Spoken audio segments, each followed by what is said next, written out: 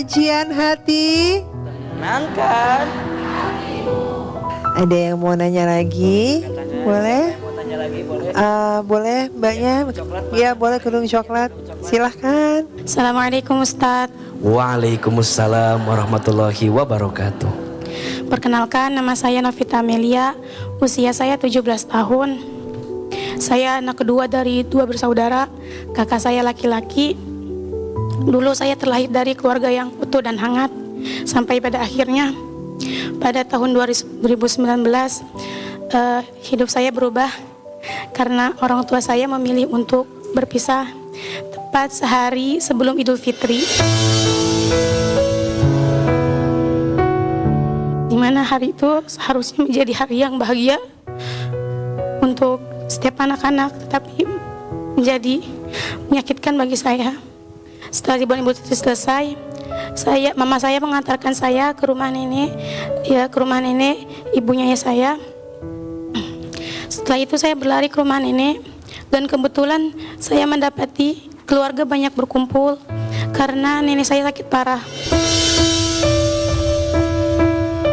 Setelah kejadian itu, akhirnya saya tinggal sama ayah karena di situ saya baru kelas 6 SD, baru naik kelas 6 SD, umur saya baru 10 tahun lebih. Hidup saya sangat berbeda karena saya harus menggantikan posisi mama, di mana saya harus mengerjakan kegiatan sehari-hari, mencuci, memasak, membereskan rumah, menjemur pakaian, sambil tetap berusaha belajar sebagai seorang pelajar.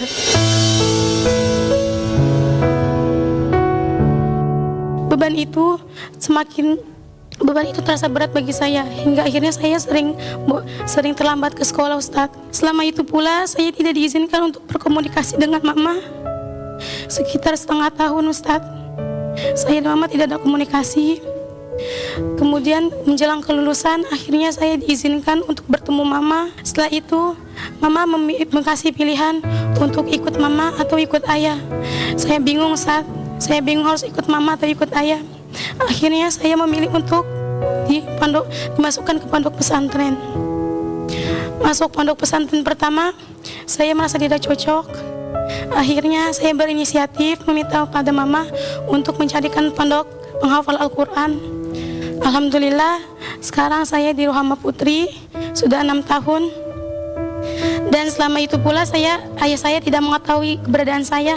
Hingga akhirnya pada suatu hari ketika saya sudah 8 bulan di pondok, ayah saya tiba-tiba ada yang mengatakan bahwa ada keluarga yang menjenguk, Ustaz. Saya kaget. Saya membuka gerbang, ternyata saya dapati abang dan ayah saya datang. Saya langsung menangis langsung memeluk ayah, terus sambil meluapkan kerinduan yang sudah saya pendam sekian lama, Ustaz.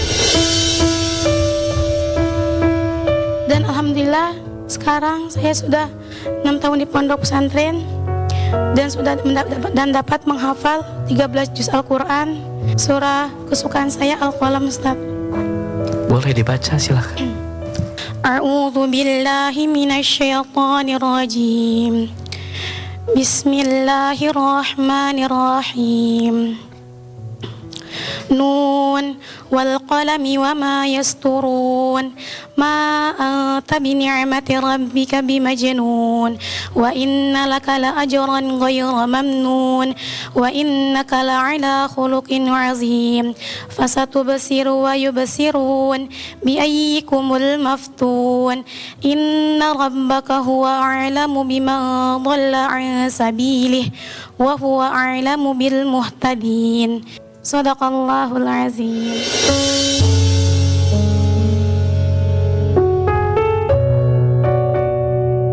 Ustadz, karena saya sekarang belajar menjadi hafiz Quran, karena amalan ini saya berdoa dan bertawasul kepada Allah agar orang tua bisa rujuk kembali.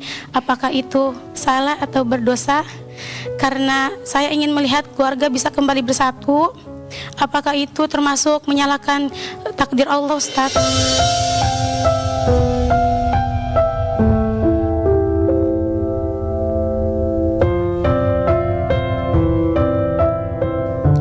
Kak Novi, terima kasih banyak. sudah menginspirasi kami yang hadir di sini. Ada pelajaran yang sangat penting dari kisah yang beliau sampaikan. Saat beliau mengalami rasa sakit karena perpisahan orang tuanya, beliau memilih Al-Quran sebagai jalan untuk melampiaskan rasa sakitnya.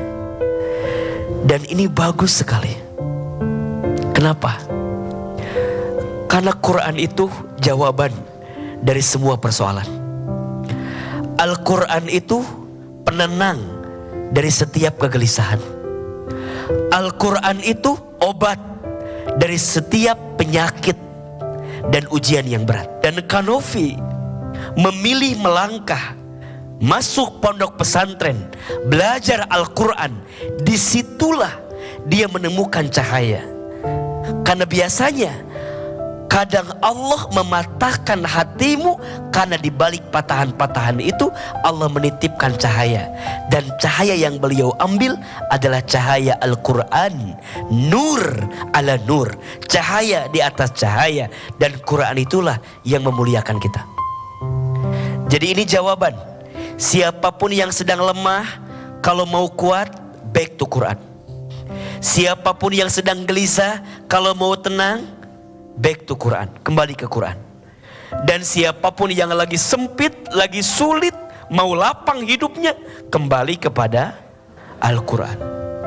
Beliau bertanya, boleh enggak aku menggunakan wasilah hafalan Quranku untuk orang tuaku agar mau rujuk lagi, mau bersama lagi? Di sini yang perlu kita lihat.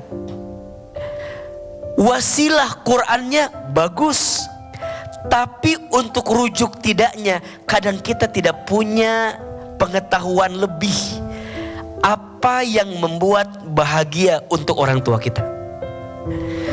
Mungkin sebagai anak kita maunya orang tua kita balik lagi, tapi kita nggak tahu ada luka apa di hati ibu kita, ada luka apa yang ada di hati ayah kita yang mungkin membuat mereka tidak bisa bersama lagi.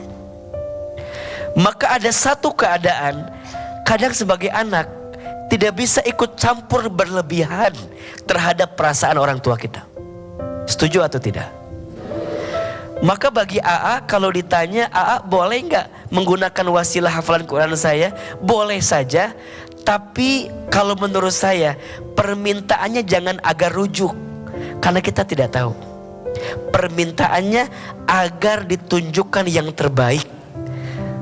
Apa yang terbaik untuk ayah kita, apa yang terbaik untuk ibu kita. Boleh jadi yang terbaik menurut Allah bukan mereka bersama, tapi yang terbaik menurut Allah mereka berpisah. Dan setelah berpisah, ayah kita izin punya jodoh yang lain, ibu kita izin punya jodoh yang lain, yang mungkin yang lain ini bisa lebih membahagiakan daripada sebelumnya bersama, tapi di atas kesedihan yang dirasakan. Untuk mama, untuk ayah, mungkin akan lebih indah minta dipanjangkan umurnya, betul? Akan lebih indah minta disehatkan badannya, akan lebih indah minta dibahagiakan kehidupannya. Minta lebih indah lagi, misalnya kalau aku nanti sukses, aku pengen menghaji umrohkan orang tuaku. Jadi wasilah hafalan Qurannya jadi jalan untuk minta sesuatu yang lebih besar daripada sekedar mempersatukan kembali orang tua kita, yang hakikatnya mereka sudah tak bisa lagi bersatu. Dan kakak, jaga hafalan Quranmu. Itu yang membuatmu mendapatkan mahkota dalam hidupmu. Bahkan izin, seorang anak yang menghafal Quran, bukan hanya dia yang mendapatkan mahkota, tapi orang tuanya, kakek neneknya nanti di hari kiamat akan mendapatkan mahkota karena wasilah apa? Hafalan Quran daripada anaknya. Kalau bisa, di antara anak keturunan kita, jadikan mereka penghafal Quran. Karena percayalah, Al-Quranlah yang akan menyelamatkan kita. Kata Nabi SAW, Iqra'ul Quran fa innahu ya'ti yaumal qiyamah syafi'an li ashabi. Bacalah Al-Quran, karena setiap Al-Quran yang kamu baca akan jadi syafaat ketika nanti hari kiamat. Mudah-mudahan anak-anak kita semuanya menjadi ahlul Quran. Mudah-mudahan hidup kita semua dirahmati dengan Al-Quran. Dan insya Allah kelak kita semua mendapatkan syafaat dengan Al-Quran. Amin ya Rabbal Alamin.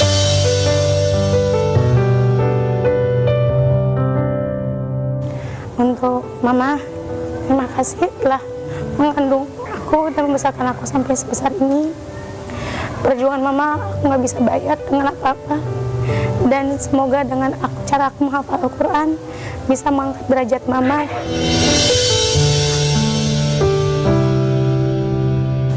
Terus untuk Ayah, terima kasih karena telah mencari rezeki bersusah payah supaya bisa membesarkan aku dan abangku.